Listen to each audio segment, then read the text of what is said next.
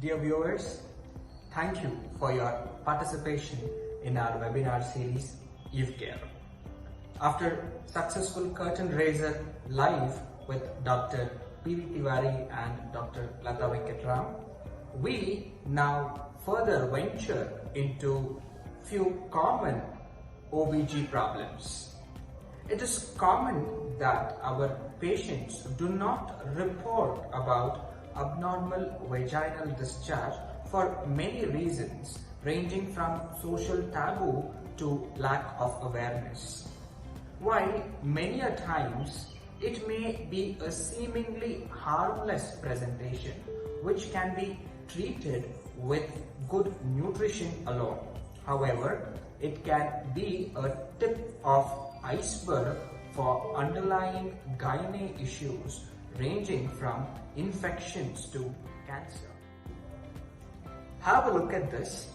According to the Indian Journal of Sexually Transmitted Diseases and AIDS, abnormal vaginal discharge is a common clinical problem in a reproductive age group. Many women with vaginal complaints self-treat incorrectly with over-the-counter drugs. Handling this vital clue in our patients can help us avert many complications and often save lives of both mother and child. Moreover, abnormal vaginal discharge could be presented from a young girl to an elderly woman. Here again, we would like to explore the best from both the sciences to address this seemingly common but underreported problem. Let's learn more about the abnormal vaginal discharge. Coming next in the series are Dr. Yanbene Humsoy and Dr. Parimala Devi. Let us now hear from Dr. Yanbene Humsoy for the Ayurveda version.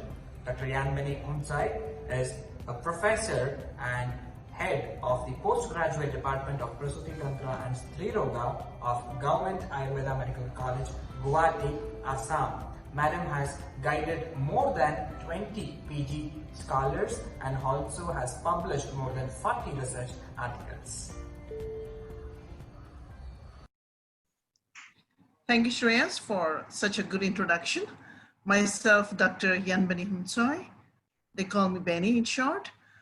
I'm the professor and HOD of Prasuti Tantra Sri Roga, Government Ayurvedic College and Hospital, Guwahati, Assam. Today, I will be talking on the topic Shweta-Pradar, that is leukorrhea or white discharge. The topic is Shweta-Pradar or leukorrhea. How angry is our reproductive system, the uterus?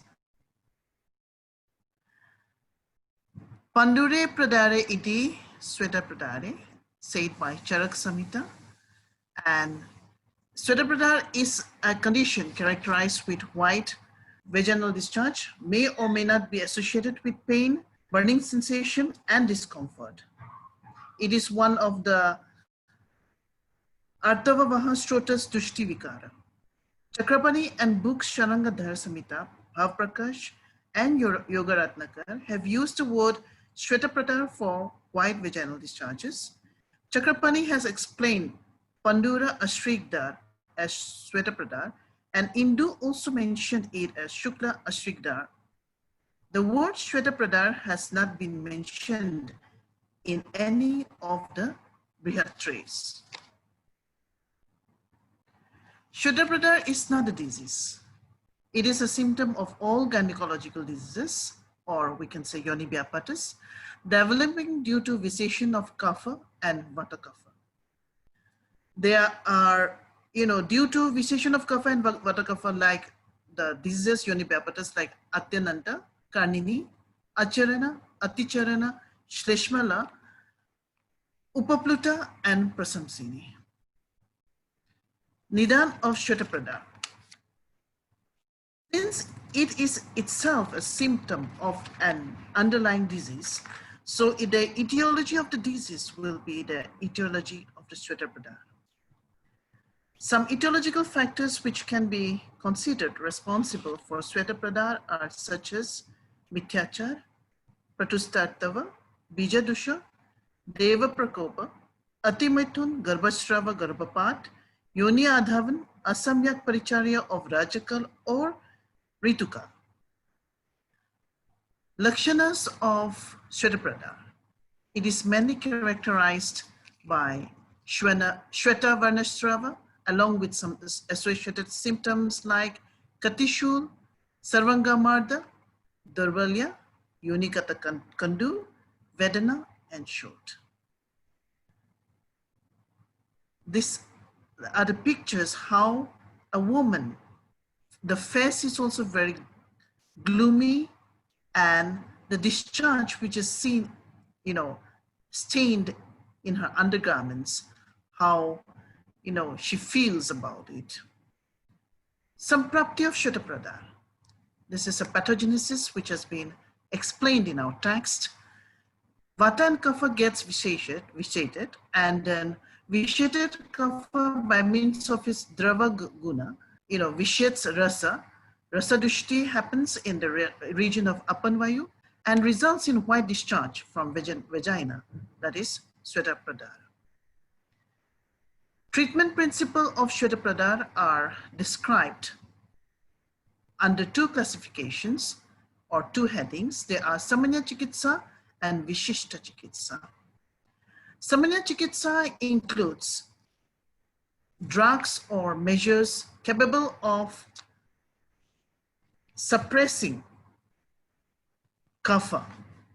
It may be external and internal use of katu, kasai, and natyasuna. That means neither cold nor hot drugs, and shodhan vartis, they are beneficial.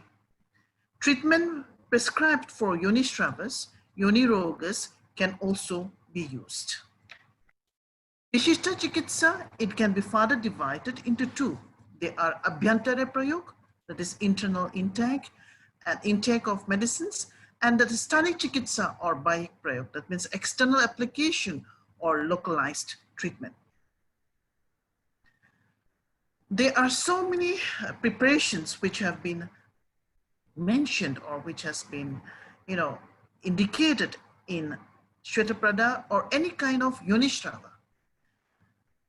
They are Rohitaka Mula Kalka with water, Amla Bija or Amlaki Kalka mixed with honey and sugar, Amlaki Rasa or Amlaki Churna mixed with honey and sugar, Lodhra Kalka mixed with Nyagrodati Kasai, Darvyati Quat Nyagrodati Kasai, use of Nakeshwar with Takra,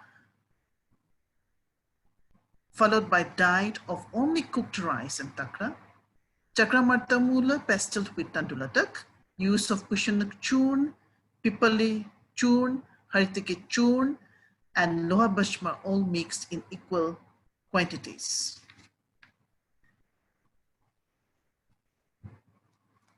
I would like to mention here that though all these drugs are mentioned, we'll have to take care of the type of Shweta-Pradar, whether she's just suffering from simple white discharge, colorless water, or whether it is due to infection, along with her back pain or lower abdominal pain.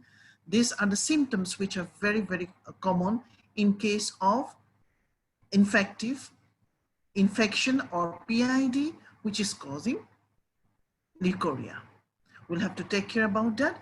And in this case, we have studied in our hospitals, in our hospital, we have used, we have done two studies basically.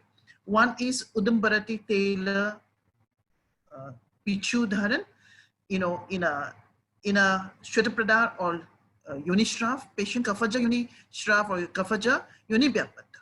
Then we have found that after using the Pichu of Udambarati Tail, it has got immense effect on the Yoni Shrava or Kafaja Unibhyapat due to erosion. or due to any congestion of the, if there is congestion or erosion of the cervix, then definitely there will be discharge of those erosions. So after applying Udamrati tail pichu, we have found that it is very, very effective. And the second medicine which we have studied, we have done clinical study in our college. We have done with Pipaliti churn, which is the intake of Pipaliti churn for 1 month. So that is also very effective. But we have found that the simple intake of Pipaliti churn is not so effective as if it is used with a stanik chikitsa. Stanik chikitsa with Udamrati tail, Unipichu with Pipaliti churn, oral intake is more effective than the single treatment of Shweta. So let me explain about the stanik or stanik chikitsa, the localized treatment. So we do it with unipraxilan with lodra or vatatva kashai. Vati prepared with powders of kashai dravis like lodra, priyanku, maduka, and should be used after oleating the vaginal canal. Pinda met with plakshachurn mixed with honey should be placed in vaginal canal. And Yoni Dupan with Saral, Gugul, and Yava mixed with Grita after Stehan Karma. Well, to be very, very frank, these are all the preparations which have been explained in our text, but practically what we are doing, we have to emphasize. And now it's not a time of just reading the treatment which are being mentioned in a text or in our text in our samhitas, but we have to use such medicines basing on the evidence based, whether they have really worked or not, or whether they are really working or not. It's time to really establish ourselves that yes, this is the chikitsa, or this is the treatment which is effective in Kaphaja Unipyapat. This is the treatment which is effective in the Vata Kaphaja Unipyapat. So these are we have to make a very wise choice of treatment in this kind of, in all the types of the Unipyapatis.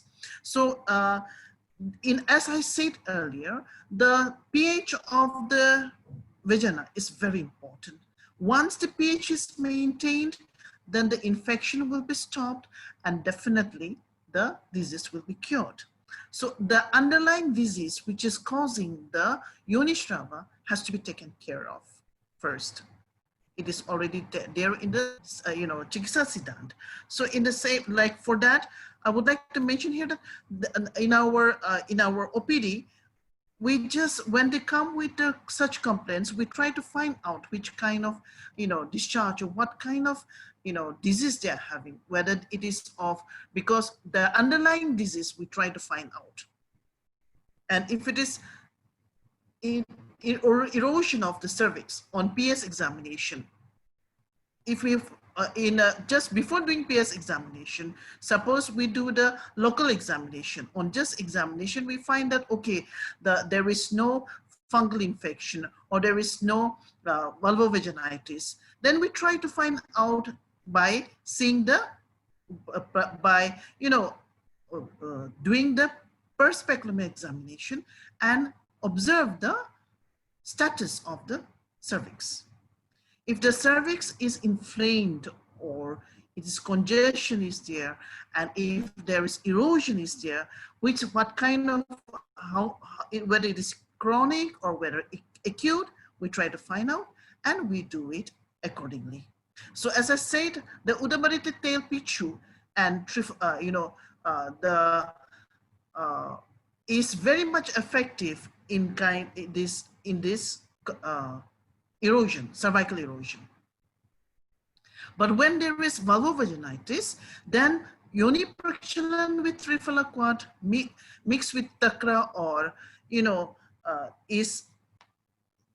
or gomutra is very much effective. But I have not used gomutra. I just used with plain water, trifalaquat.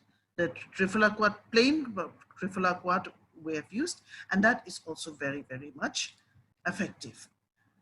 My friend in her PG, she has taken the Tatkati tail in the form of pichu And then that is also has given good result.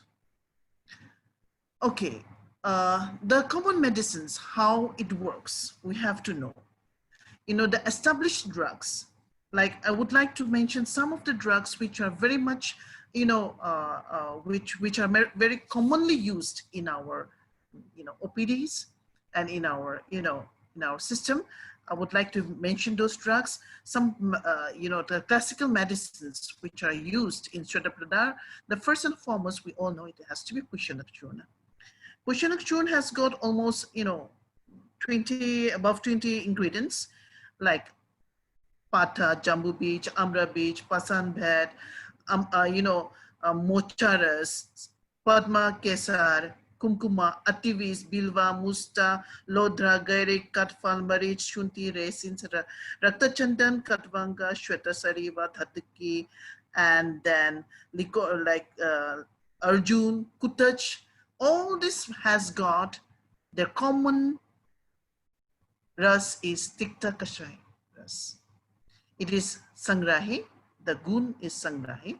And because of this Tikta and Kashai ras, it has to be ras, it has to be corrected, it's not good. Ras, it has got the Stambhana property. The drugs like Rakta Chandan, Manjista and Dhatki, they've got a very good, that is, you know, Stambhana property.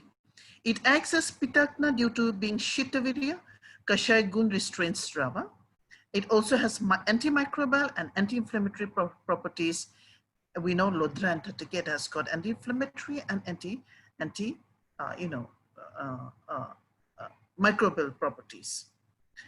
Anupan is Tandulatak or honey. I give Tandulatak with in Shweta Pradar and honey in Rakta Pradar. Lodra, because of its Kashai gun, it has Grahi property. Because of Shitavira, it has Pittahara Karma. Research shows that it has anti-fibrinolytic activity and antimicrobial activity. Dhatikate tail, it has got 16 ingredients. Most of the, you know, is Kapha, Shamak, and few are, most of the drugs which are there, like Dhataki flowers, Rasanjan, Utpal, Katfal, Udambar, Amlaki, Madhuka, Jambu, Lodra, Dalim, Ajamutra, Tiltail, all these have got the properties of Shodhan, Stamban. Shodhan is purifying, Stamban is astringent, Yoni Sankocha Karma, that is, it helps in the constriction, Krimikna, antimicrobial, Shotahara, anti-inflammatory, and Kandukna, that is antipruritic, and Shula Prashamandans, analgesic. These have been found that Dhatakati tail has got all these properties. So definitely it is effective in Shweta Pradar. Pradandak Loha. It is Loha Kalpa, which is reference is given from Stray Rogatikara, Peshacharatnavali. It consists of herbo-mineral components and it is mainly Tridosha Shamak. Chandra Prabhavati. I feel that I think I use too much of Chandra Prabhavati, and then I can give you almost 100% assurance that it works tremendously well in all kinds of PIDs.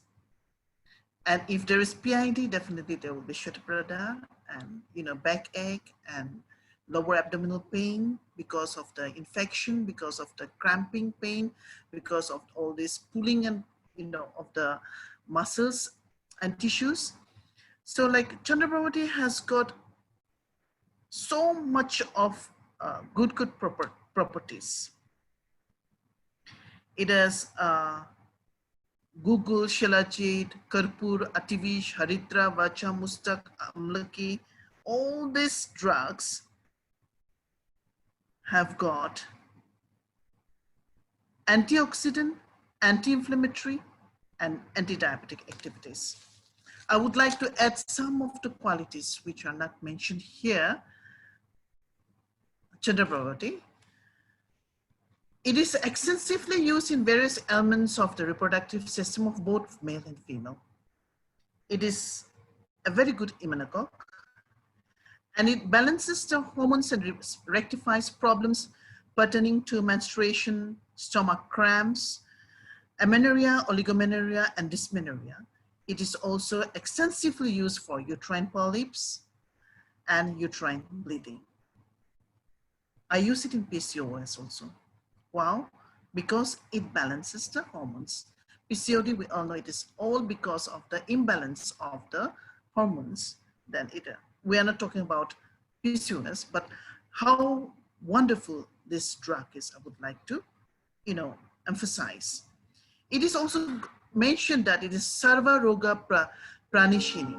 That means it is useful in all the disorders. It is Tridosha Shamak.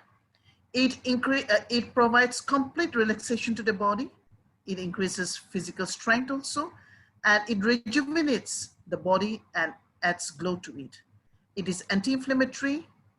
That's why it can be used in both male, even in males also. If there is any erectile dysfunction, it is found that this has got very, very good effect. It improves the, the quality, the motility of the sperm also. So looking into this, we know that it has got antioxidant properties, which would definitely helps in the correction of all the inflammation and, pain during in the PIDs and all the other Kaphaja Unibhapat, Vata Kaphaja Unibhapat. Ashok, this is I think Ashoka is the pillar of, a woman, or it has got very good phytohormones. So it is also Vedanastapan, and Shushrut and Vagbhat had placed it in Rodradigana, Rasa Panchak of Ashoka we use, and then Rasa is Kashai Tikta, Gun is Laguruksha, Viryashit, Dashakarma, Kapha, Pitahara. The main, the action of this Ashoka is Grahi, Krimikna, Shula, Shoshara, Varnya. The take-home message, that picture in my slide says everything. How happy is the uterus and its appendages when she is relieved from such disease as, such diseases which causes Shvetapradar. Thank you so much for your patient hearing, and we will meet again.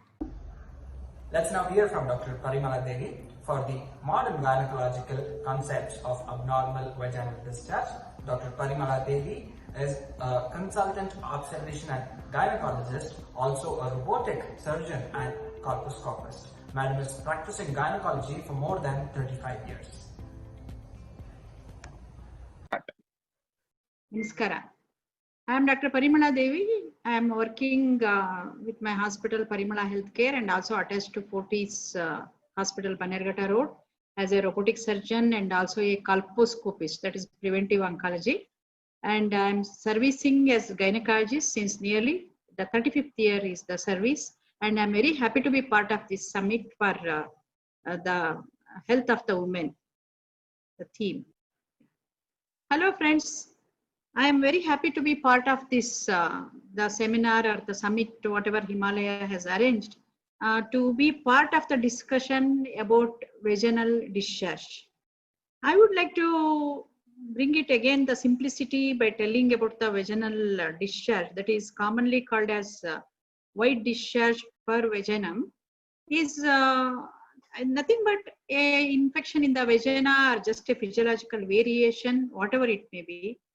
I'm sure most of the practitioners here, I think I can say that almost all the practitioners are definitely have got a experience of treating this common problem, but yet very important problem, because every woman almost in some part of her reproductive age group, whether she may be in the pubertal age group or in the teenage age group, or it may be in the reproductive age group during her childbirth time or anything around the menopause, she will be usually coming with some kind of discharge which worries her and makes her to meet the clinician. Around 90% of the vaginitis is caused by infection. That I mean to say the white discharge is because of the vaginitis. Mainly, we have to understand that it is bacterial vaginosis, or it may be candidiasis or trichomoniasis. These three things I want my esteemed friends to understand, because other than the physiological discharge, these three diagnoses are very important, but there are some less common ones, but yet important, that I'll be touching at the end of my slides. So what are the less common ones are the vaginal atrophy, atropic vaginitis. It may be a foreign body. For example, these days people are used to tampons and all during their menstruation. They might have forgotten about it. They might have forgotten the intrauterine contraceptive which they have got it, copper T, sometime back, and they might have forgotten to take it remove at the right time. And several rare entities, including the vaginal suppositories, what they use very often are some hygienic lotions which they use. Because of the chemicals, some discharge can happen that can be mistaken by the patient, and they may meet the clinician for this reason. So let me understand and make you understand that what is this normal vaginal flora first, before we get into the vaginitis, before we understand what's happening there. So in the reproductive aged women, probably between some 18 to 40 years of aged women, the normal vaginal discharge, see, like we all have, like every human being has some kind of secretion in the nose and also in the ears and also in the mouth. Isn't it true? So like that, the secretions are there wherever these live human cells are there. That's the glands are acting, because the human life is having a lot of vascular supply also. So in this part of the reproductive age group women, the vaginal discharge normally consists of, which is white and transparent and the thin discharge, and usually it is odorless. That is a normal discharge. But this physiological discharge is formed by the secretions which are a combination of sloughing epithelial cells, the vaginal cells which are sloughed from the vagina, and also mucoid discharge from the glands. Maybe it is Bartholin gland also, normal vaginal flora. The discharge may become more noticeable at times, the physiological leukorrhea. This is not abnormal, physiological leukorrhea during, usually in the mid-menstrual cycle. After the menstrual cycle, mid-menstrual cycle is nothing but the ovulation time. When there is a ovulation, in 2-3 days time in the mid-menstruation cycle, there can be some kind of thin discharge a woman will notice. That may be because of the ovulation process which is going on, and also because of the use of the estrogen and progesterone contraceptions, which is commonly used by this age group to prevent pregnancy. Also, like there can be some kind of physiological discharge. No less to say about the diet. What diet usually you take? We say like tamasic ahar, sattvic ahar, so many things. So those things also, in the sexual activity, medications used, lubricants used, and the stress. These days of corona pandemic, who doesn't have stress, you tell me? All these things can add up to some kind of physiological discharge. So that should not be mistaken, and they may have to take a counseling from the clinicians. So when a patient comes to you with a white discharge, let me go very practically. Usually you have to note that the minute she is telling you that she has some kind of discharge, you have to make her understand to tell you that is there any sexual contact, and the sexual partner, sometimes multiple sexual partners, and use of new soaps or detergents, very often douching the vagina for the health sake, and contraceptive ring. Just now I told intrauterine contraception. Sometimes vaginal rings are also used in some countries, and symptoms such as pelvic pain, itching, what type of discharge she has, whether it is a thick discharge or a greenish discharge, yellowish discharge if she has noticed it, or a thick discharge like a curdy-like discharge. All this history are the one which will head you towards a diagnosis what this woman may be suffering, whether it is kind of a trichomoniasis or a candidiasis or something else, or it is just a physiological discharge. She is mistaking. So the symptoms can vary. A patient will not tell you suddenly like she has this curdy discharge or all those things, but she may tell she has just some pruritus in the pelvic area, some burning sensation in the urine. She will come round the symptoms, she will not directly tell because she is shy, she is ignorant. You know that most of our population is from rural. So you have to give a big time to understand what exactly she is trying to tell.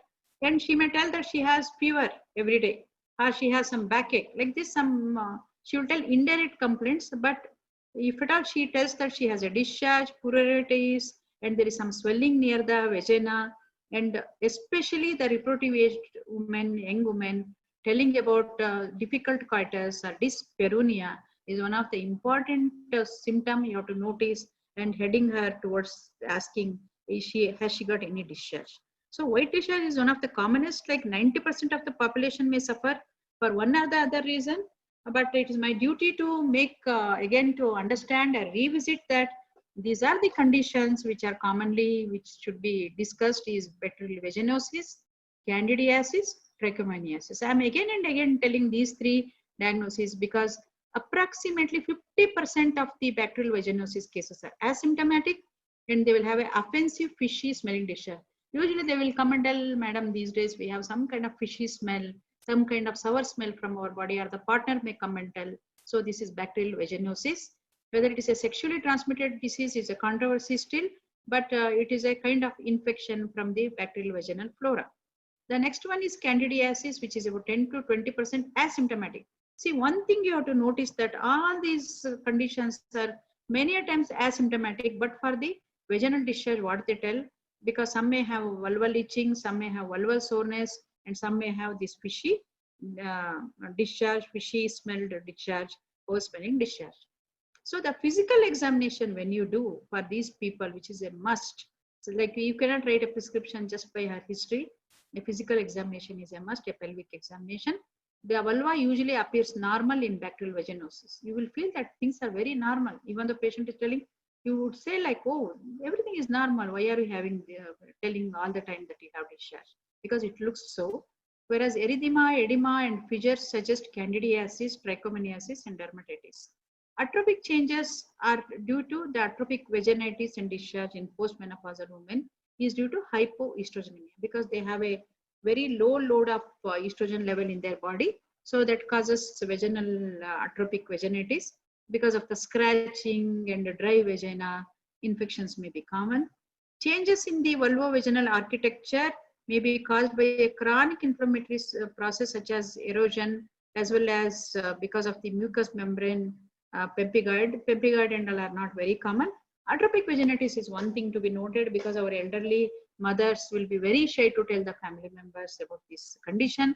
So whenever a elderly woman steps into your clinic with a little bit of shyness and some kind of discomfort, it's your duty to see that she is relieved by this by treating with the appropriate ointments and the tablets. A foreign body is one important thing, especially young women who are working women will keep the tampon and may forget, they may be so forgetful, easily detected, and is often associated with the vaginal discharge. Intermittent bleeding and spotting and unpleasant odor due to inflammation is one thing. Like these are some salient things I'm highlighting in this circumstance. The removal of the foreign body, the minute you remove the foreign body and give a little bit of douche, things are very fine with those women who have discharge because of the foreign body. Antibiotics are rarely indicated, it's all subjective. A clinician who sees the patient will be usually making it decision whether to give or not. Vaginal warts are skin colored, pink colored, range from smooth flattened papillae to papilliform appearance. Sometimes it can be herpes also. You have to be careful. So vaginal warts, because of the HPV infection, are very important. You have to note this point. And when extensive, they can be associated with vaginal discharge, pruritus, bleeding, because they are all secondarily infected. It may not be, a wart itself may not give the vaginal discharge, but because of the wart, because of the inflammation surrounding, there can be burning sensation, tenderness, and pain. Punctate hemorrhagic areas are called strawberry cervix or pathognomonic of trichomoniasis. Trichomoniasis is one of the commonest problems our women face in our population because of the sexually transmitted infection. It is one of the, because of the multiple sexual partners also. Presence of multifocal rounded macular lesions are seen with a purulent discharge, that is a greenish discharge, and can be caused by trichomoniasis or one of the non-infectious inflammatory etiology. Necrotic inflammatory changes are associated with malignancy. Bimanual examination should be done to check any cervical motion tenderness or adnexal tenderness which suggests PID. See, wherever there is a vaginitis, there is an infection, candidiasis. Depending on the amount of infection a woman is having, there can be tenderness of the cervix. Like for example, when you do a pelvic examination, if you just touch the cervix, if they are yelling with the pain, then you have to understand that it is not just restricted to the uterus and cervix, it has already spread to the parametrium. So it's your duty to see that she is given a proper attention by a systemic antibiotics and whatever is the necessary according to the condition. So as I've already told, in case of candidiasis, it can be a satellite-like lesions which you'll be seeing, and in case of bacterial vaginosis, it may be the coating walls of the vagina and the vestibule, there will be thin discharge. And in trichomoniasis, the vaginal discharges will be frothy and yellow in color in 10 to 30%. The minute you put the speculum or without the speculum, we can see frothy discharge coming out of the vaginal outlet, which is the spot diagnosis. And a strawberry cervix is visible to the naked eye. I'm very sorry, we keep on using strawberry and curdy discharge and cheese-like. These are all the words which are used to make the students understand. But they go a long way when you take your diet, and you have to be a little bit forgetful about it when you eat your cuisines. So a lack of itching makes a diagnosis of vulvovaginal candidiasis unlikely. Presence of inflammatory signs are more commonly associated with vaginal candidiasis. The odor is associated with candidiasis is nil, like usually they don't have, but lot of itching is one of the diagnostic sign of candidiasis or fungal infection. Presence of fishy odor on examination is predictive of vaginosis, whereas in case of candidiasis, the discharge is there, the curdy-like thick discharge which is pasted to the vagina, but you might have seen the thrush which happens on the tongue also. It is almost the same like in the vaginal candidiasis, so the picture will be seen, but the odor is not much here, and the lack of perceived odor makes a bacterial vaginosis unlikely. So the diagnosis of these things, laboratory test is very important to perform to understand which infection or which vaginitis is troubling the woman. The treatment threshold and are justified only in patients with recurrent to diagnose the symptoms. We need not unnecessarily give the antibiotics in all these women, depending on the counseling and the condition and what is her social. If she is an unmarried girl and she is coming with often with who is a virgin with a lot of mucus discharge, then you have to please look into that. It may be a physiological discharge, and you should not jump into any conclusion that there is a sexual history or anything unless the patient is evidently telling about it, especially in the young girls. So the candidiasis I want to highlight because it troubles a lot of our women. In the OPD, what we see in a day, bacterial vaginosis comes the least, and candidiasis is the first I can say, and next comes the trichomoniasis. This is my personal experience. Because the glucosuria, diabetes mellitus, pregnancy, obesity, all these are the supportive factors to develop the candidiasis, because candidiasis can be very much thriving on the high sugars in a diabetes woman. Pregnancy also, it will invite all the infections. Obesity, you know, like again, it is a condition compromised and invites more infections. Despite the elimination of predisposing factors, some women continue to experience recurrent vaginal candidiasis. Even though they may not have, they may be very healthy, they don't have any risk factors, but still candidiasis can come through the public bathrooms or from the partner or from the unhygienic habits of not taking bath, using the same inner garments again and again. All these things are some of the very sophisticated things we should speak about to the patient. Candidiasis is not a sexually transmitted disease. This is one thing, like most of the couples, like when they come with candidiasis, they will have one thing which is going on in the head, like especially for the husband, is it a sexually transmitted disease? A wife will be thinking a little bit skeptical, is it a sexually transmitted disease, whether I have got it from him? No, it's not a sexually transmitted disease. Unlike the Trichomonas vaginalis infection, this is not a sexually transmitted disease, we can say. So the microscopic examination of with the potassium hydroxide solution, I will not go into the lab details. 10% of potassium hydroxide will be the one which will usually detect the pseudohypae. So these pseudohypae are diagnostic of candidial infection.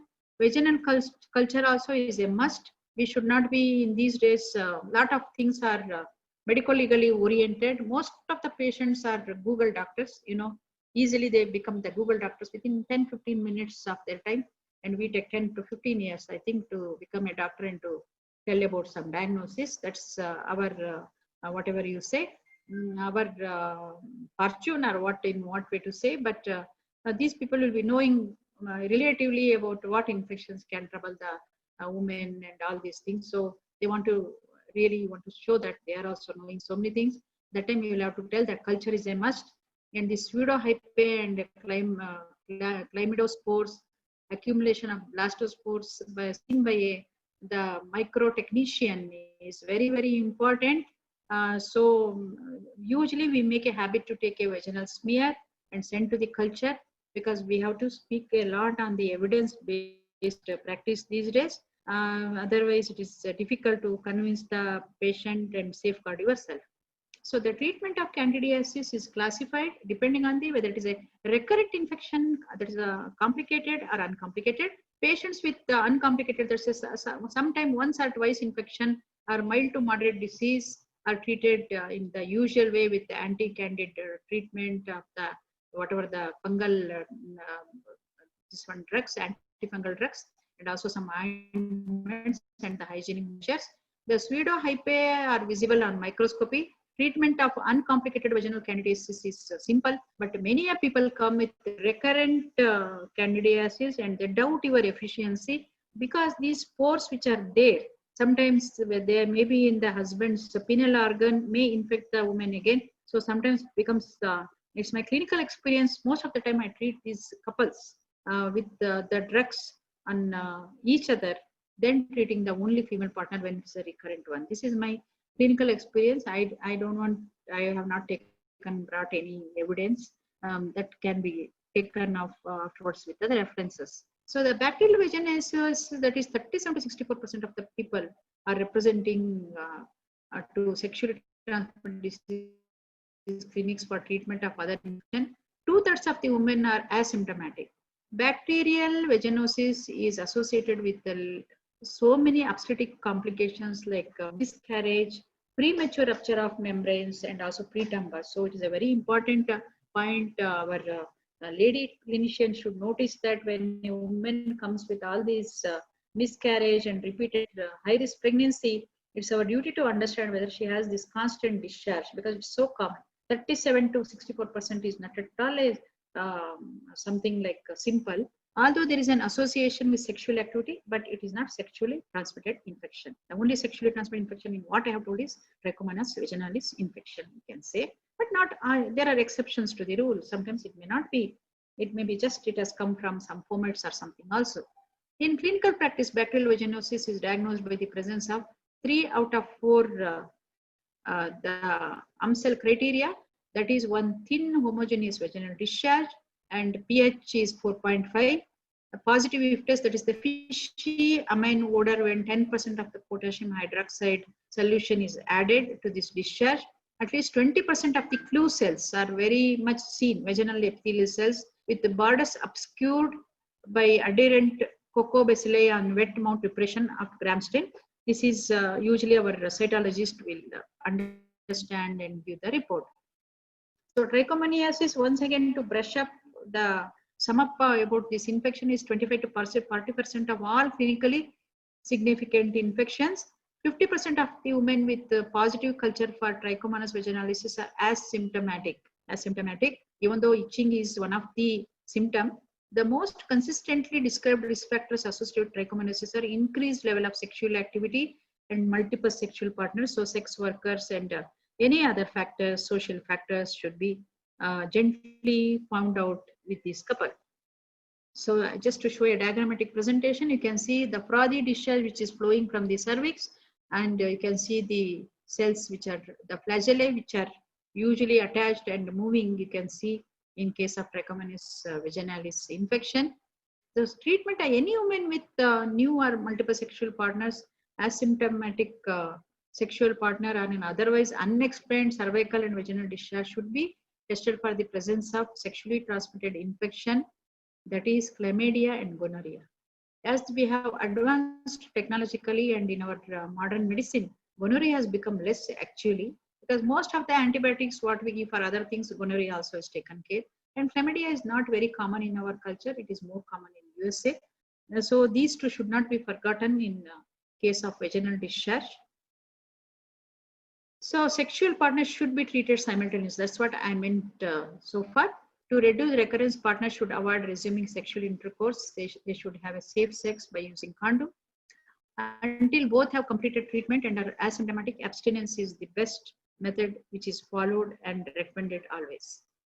So chlamydia, I said, it is more common in United States, ranges from 3% to 40% there. The most common symptom is a mucopurulent discharge associated with the lower abdomen discomfort. Sometimes can be mistaken with the Trichomonas TB infection, Trichomonas vaginalis infection. Diagnosis depends on the culture. So gonorrhea it is more common in the men because of the persistent infection and the hygienic problems. Sometimes a man may not take care of the hygienic things. So uncomplicated urethritis is the most common manifestation, whereas in women, one of the cases produce symptomatics such as vaginal discharge, that is first leg discharge, is very common and commonly treated with most of the common antibiotics depending on the culture report. So when I'm coming to the end of the discussion, my soul will not be happy unless I speak a bit about HPV.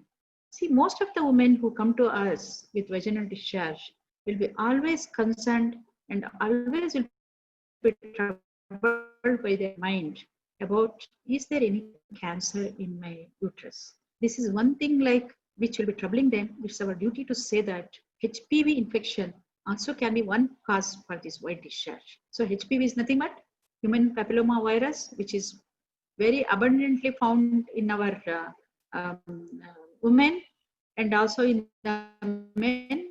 It is one of the virus which is seen in our anal secretions, in the mouth secretions, and also in the vaginal secretions. So it is one of the virus which has been found to be the causative agent, the culprit to give the cervical cancer in our women. You know, the cervical cancer is really one of the leading cancer which kills our women.